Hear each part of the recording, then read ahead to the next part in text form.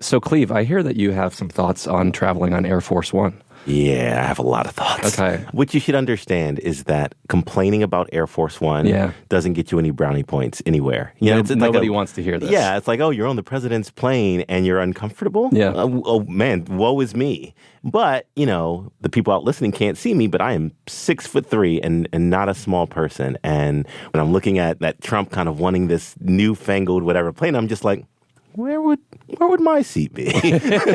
Yeah, does it lie flat? Cleve is in favor of the $400 million gift from the Qatari government. It sounds like that's what I'm hearing. I think he's in favor of checking it out. There's no emoluments clause for a reporter.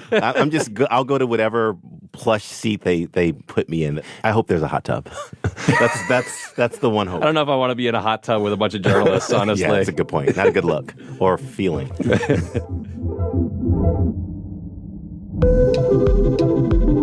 From the newsroom of The Washington Post, this is Post Reports. I'm Aaron Blake, senior politics reporter and host of the Post Reports weekly politics roundtable. It's Thursday, May 15th. I'm joined this week by White House reporter Cleve Wootson. Hey, Cleve. Hey. And we're also here with another Trump White House whisperer, Natalie Allison. Hey, Natalie. Hello, Aaron. Today, we're going to dig into a couple big politics stories this week, including the one we were just talking about, which is the plane from Qatar. The Trump administration is pursuing accepting a gift of an airplane from Qatar that Trump wants to use as Air Force One.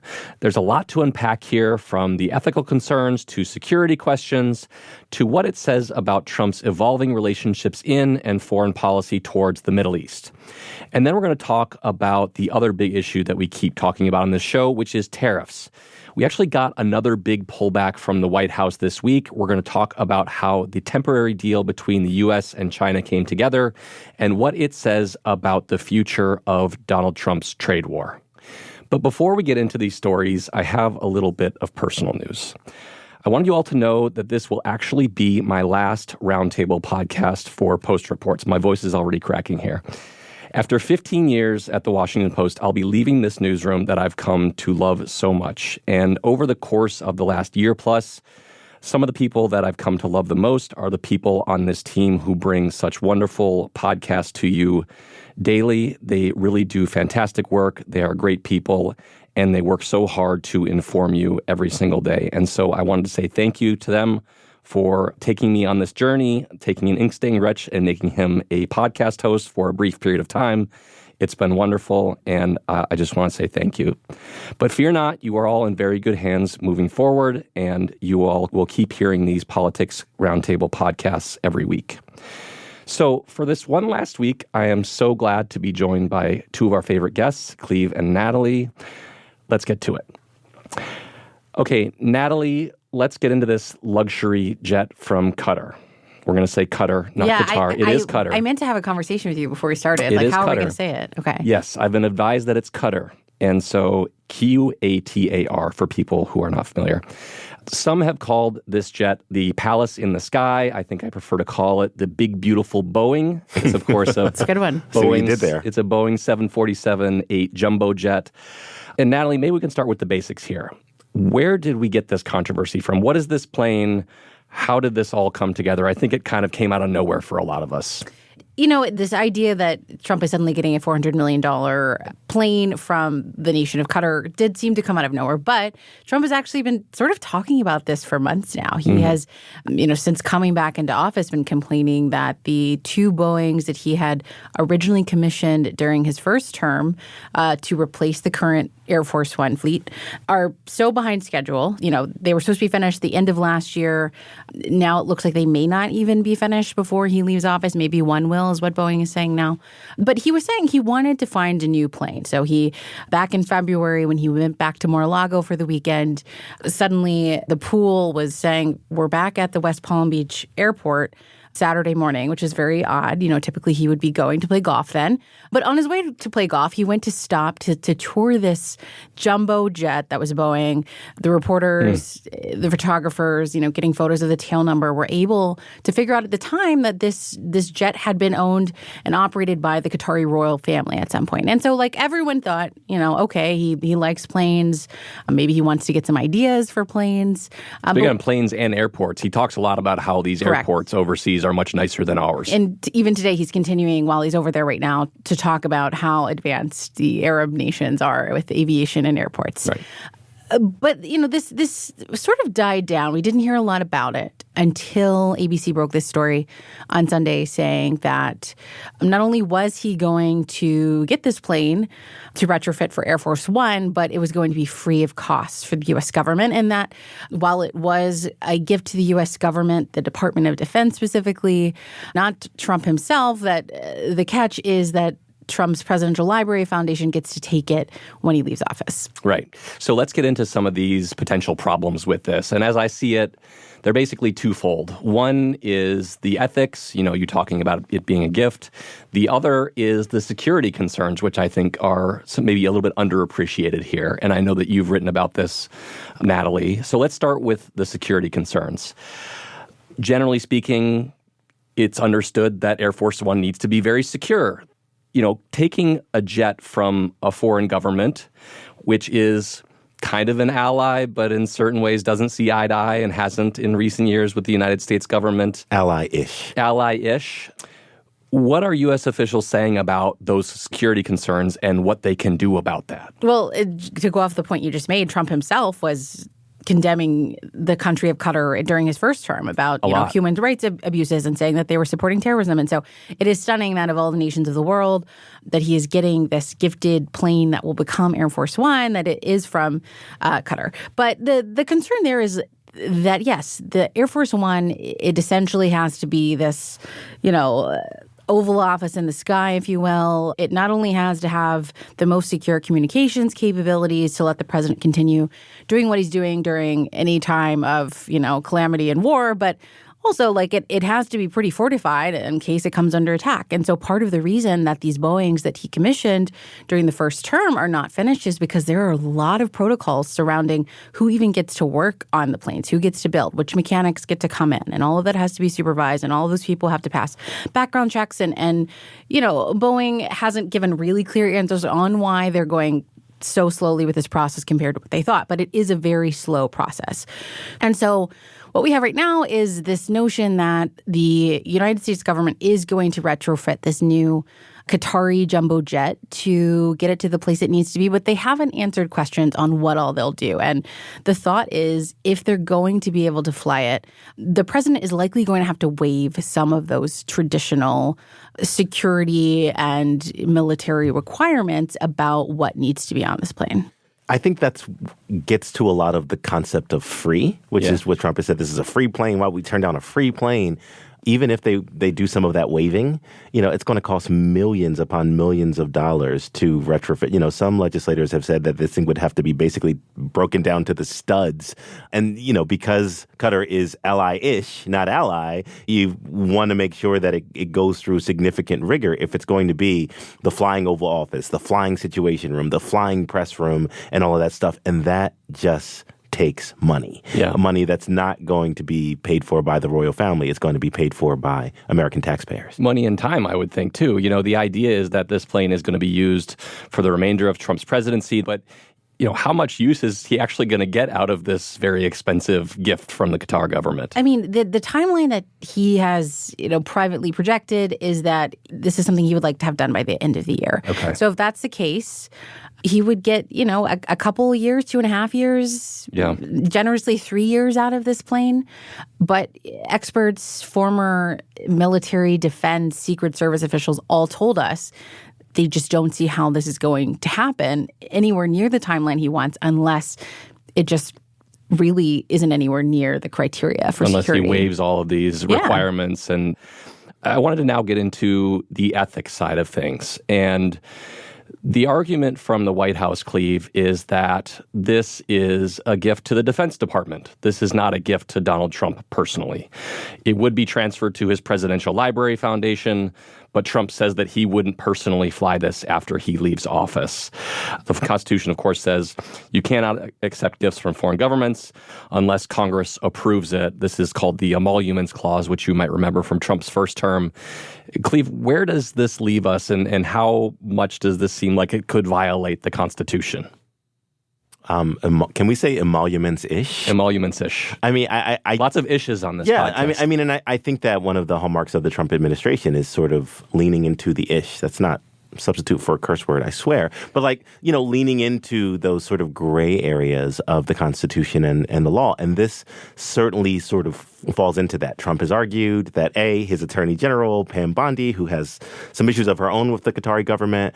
She served as a lobbyist for them in recent years. They were her employers for a bit, right? Has gone through all the legal red tape and given her stamp of approval. Trump has argued that it is not a gift to him personally, that it is a gift to the United States. A lot of his supporters have said, the United States has received similar gifts in the past in times of war or the transfer of weapons or munitions or aircraft and all of that stuff, and that he is on solid legal footing. But critics are saying that Trump is going to be the one who uses this aircraft. And even after he's out of office, it's not going to be used by whoever comes after him. And so it does constitute, for all intents and purposes, a gift to the president. And what are the costs, ethically, politically, morally of that gift? Yeah, and let's get into that a little bit, because this doesn't just happen in a vacuum. I think we look at this and it's kind of a sensational story, and it's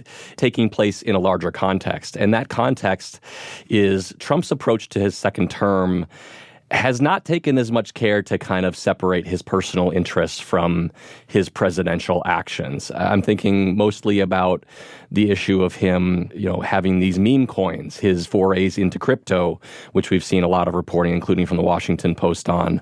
Even this trip to the Middle East, there's a lot of talk about what personal deals are being cut. We just had a few weeks ago his company forging a multi-billion-dollar Gulf resort deal with the government of Qatar.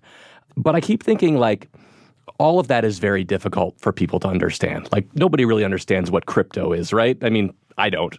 And I kind of wonder if this is something that is easier for people to understand when it comes to the idea that Trump could be enriching himself in office. Am I reading that right, or what do you guys think? Yeah, I mean, Trump himself is someone who's been really open about how much he loves planes and nice things. And so this is just the most simplistic storyline, really.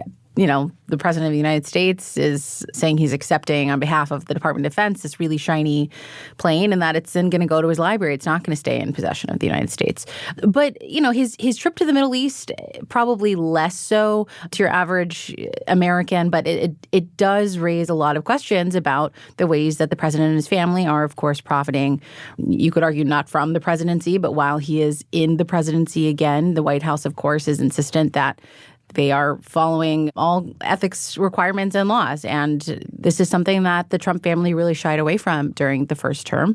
The second that he left office, his sons and sons-in-law very quickly resumed business. But this time they aren't really making that effort at all. They are not making an effort to avoid this idea that they're not going to do business with countries that the president is engaging with. Yeah, and of course, I think you're referring to Jared Kushner, Trump's son-in-law, shortly after he left office, got a $2 billion infusion from the Saudi Sovereign Wealth Fund for his private equity firm.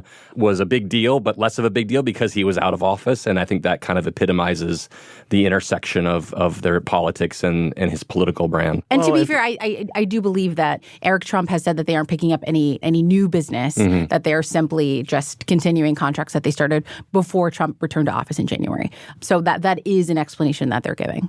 I mean, but you've also had in the weeks and months before Trump went on his first foreign trip to the Middle East, you've had Trump's sons crisscrossing through the Middle East, talking about trumpeting different projects that the Trump organization is doing. As a White House reporter, it is rare for me to leaf through brochures of fancy buildings and fancy planes. And I spent a good chunk of, I guess Natalie too, leafing through, a building that Eric Trump was talking about that has an infinity pool, the highest infinity pool in the world. And then 2 weeks later, President Trump is in the Middle East. So the big question that we're trying to find out and we're trying to understand is, where does that Venn diagram between the Trump organization and what Trump himself is promoting sort of intersect? Mm-hmm. Yeah, I think there's two other things that we can point to here. One is that we always ask about will people care about these various controversies that Trump is going through? He's gone through so much, and so many people thought that this was the last straw and this would turn people against Trump. I don't know if the $400 million airplane is that situation for him, but I do think it's worth noting that there is this perception, if you look at polling, the idea that there is potentially some corruption beneath the surface with Trump. So there was a Marquette Law School poll last year that asked people if behaved corruptly described Trump, and 61% of people said that it described him at least somewhat. There was some polling earlier this year about Trump's forays into the crypto world that showed people disliked that 2-1.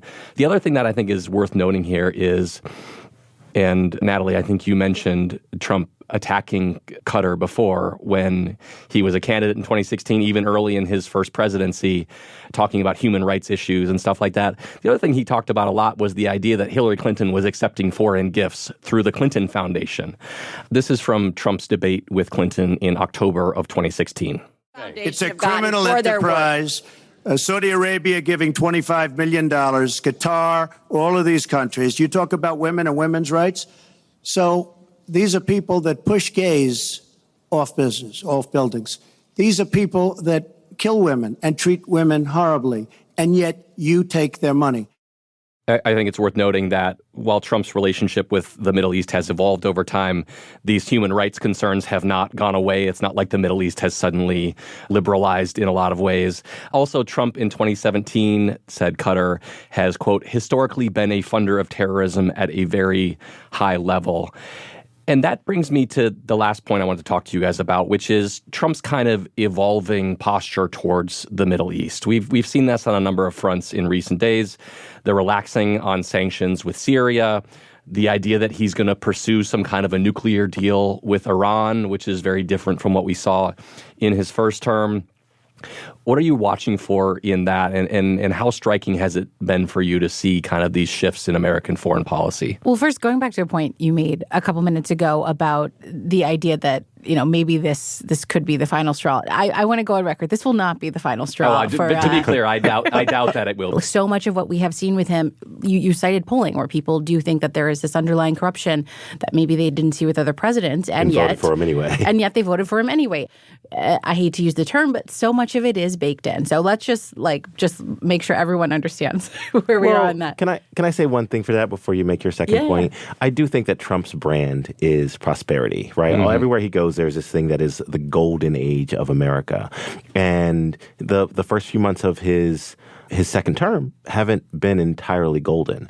There's economic pressures, worries about rising inflation, rising jobless, all of this stuff. And I do think, and this will take some more reporting, some more of us going out in the country and talking to people, that if we see Trump pursuing a $400 million plane and individual Americans' economic situations, if we slide into a recession, if these tariffs continue to have an outsized impact, I do wonder what impact that could have, not just on Trump, but also on Republicans in the midterms or his ability to enact his presidential policies.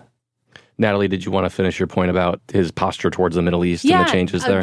Quickly, it was obviously striking to see the meeting with the Syrian president. We heard somebody who formerly fought with al-Qaeda in Iraq against U.S. forces. That was also stunning. His tone on Iran the last few days has been much more conciliatory. I think he said something like, here we are, we're trying to offer Iran a better path forward, lifting the sanctions on Syria that got him this incredible standing ovation in Saudi Arabia, I believe was where he was when he announced that. And so he certainly has been seemingly extending these olive branches to them. And each of these nations he's visiting have been rolling out not only red carpets, but purple carpets. And I think I saw a McDonald's trailer. Somebody set up a McDonald's trailer for him in Saudi Arabia. Is that right? Yes. White marble and camels. Trump himself, yes, has been stunned by the marble, by the fixtures in the buildings and homes he's visiting. He said, I haven't seen camels like this in a long time. Neither have I. I guess that means his last trip there. But he is, Trump himself has been deeply impressed. And these leaders know that. They know that goes a long way with Trump. If you pull out all the stops, if you wow him, if you make him feel like he is the most important person in the world, that goes a long way with him. And what we're seeing in the Middle East is this kind of mutual flattery that seems to be exactly what Trump wants in this moment. And we've seen that on a much smaller scale in the Oval Office the last few months. People like Keir Starmer and like Mark Carney, British Prime Minister and the Canadian Prime Minister. British and Canada, coming to visit him. And these are people who have been critical of Trump. And these are people who you wouldn't think necessarily would have this great exchange, and in both cases have relied on a little bit of flattery or holding their tongue in a way that seems like it's really paid off. Yeah, and after the break, we're going to get into some of the subtext of those Carney and Starmer meetings, which, of course, are the tariffs. We saw somewhat of a walkback from the Trump administration this week. We're going to get into what exactly caused the White House to ease off of its trade war with China, at least for now. We'll be right back.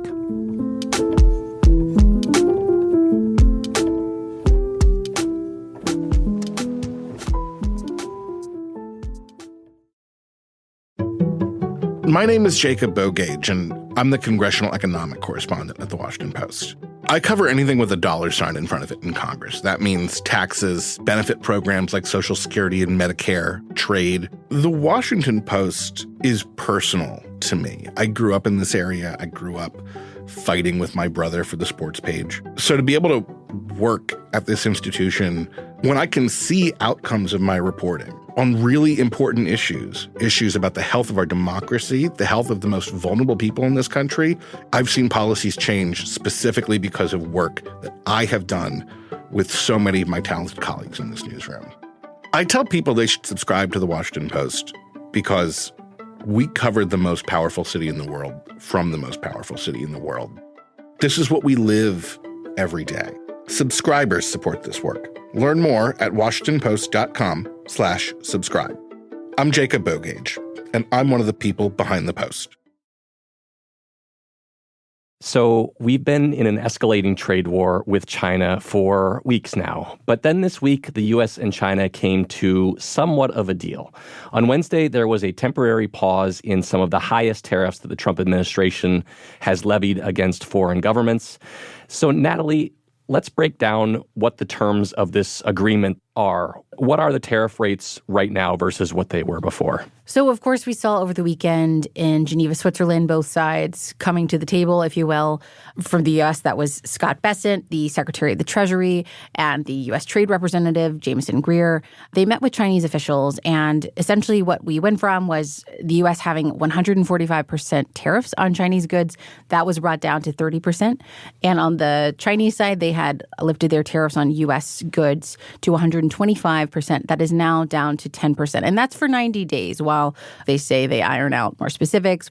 In the whole tariff saga, we've seen lots of, 90-day pauses. Of course, Trump claimed that these trade deals are very final. In the case of the UK, I think he said it was a full and comprehensive trade agreement. That is not what it was. But this has bought the U.S. and China a lot of much-needed time to keep the markets from completely crashing and the factory lines from shutting down. And so that's what we saw last weekend in that meeting in Geneva, Switzerland, which, the Post reported is something that Trump agreed to because he finally realized his own supporters were taking a hit, that they were begging him to reverse course. We reported that the White House Chief of Staff, Susie Wiles, that Scott Bessent, Jameson Greer, that they went to Trump armed with this information that people like the longshoremen and the truckers and the people who made up your base, the working class people, are warning that, their work could stop, and that argument is what they use to sort of have an end with Trump to get him to agree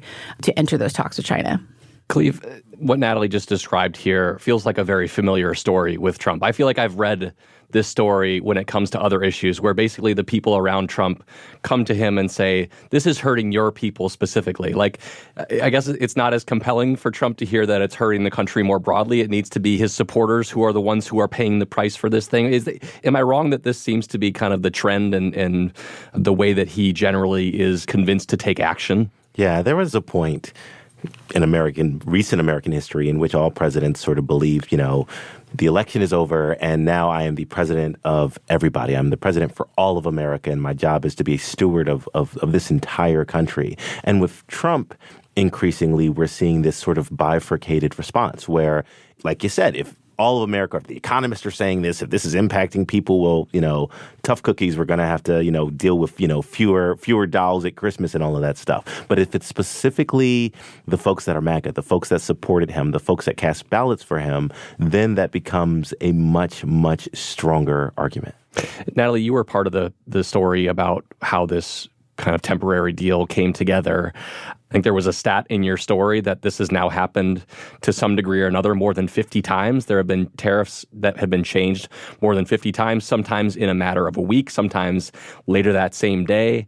Is there a sense that they actually got something for this? Or is it just like, oh, well, China's now talking to us and we can just pause this for now? Well, you won't hear anything other than that from the White House. Yeah. Of course, they're going to say, yeah, we have everybody coming to us begging to make trade deals that we couldn't get done for years and years and years. And the reality is that no trade deals are done. The trade deals take a very long time. These are not comprehensive trade deals. These are temporary solutions to get past Trump announcing very steep tariffs that sent global markets into a spiral. And at this point, the markets have rebounded and all is not lost. And so they're taking that as a win. But it does beg the question of what was the point. But the fact that those rates were paused and that the rhetoric about sticking it to China has resulted in now those tariffs coming down significantly, still higher than what they were. Yeah, 30% is still significant. That is certainly something that the White House is saying, look, we did something. This is important. We've still made progress, and it's going to be better for America in the end than what it was before. And so I think we're still in a wait-and-see approach about how this resolves, what happens 90 days from now, and what does this look like by the end of the year. What is Christmas like, Cleve? I don't know. I'm how many dolls are being purchased upwards at of 7 dolls at the Wootson household. I would say, though, in response to the sort of got something out of it, I think what Trump did get something out of it, though. Like he got the ability to claim a win. And over again in these trade deals, even if they go back to essentially what things were before, he gets to send a message to his base, to the people that voted for him, to that bifurcated America that we were talking about earlier, that like, I have done something that other administrations and presidents have not done, were afraid to do, couldn't do, and I have gotten results. Now, what those results will be, we have no idea, right? And it will bear out over time what impact that has on the economy, on individual Americans, and all of that stuff. But I think one of the things that has been a hallmark of Trump's second term is they're very focused on doing things that allow them to sort of, in the immediate moment, claim a win. We have won. Victory. Here it is. Now, that victory may be eaten away in the months and weeks to follow, but that win sort of resonates. The winning spirit resonates for the administration. Yeah, I think the other part of that, though, and this is something we've talked about on the show before, is that doing something and then pulling back also creates uncertainty in the markets. It creates uncertainty for businesses that are trying to make decisions about what to do in the future. These companies are now having to try and figure out if in 90 days these tariffs on China are going to be raised back to where they were before. And so I think that comes with economic costs too, right? Like, is the White House understanding that the uncertainty that has been created has been a problem too, or is this just kind of a temporary pullback?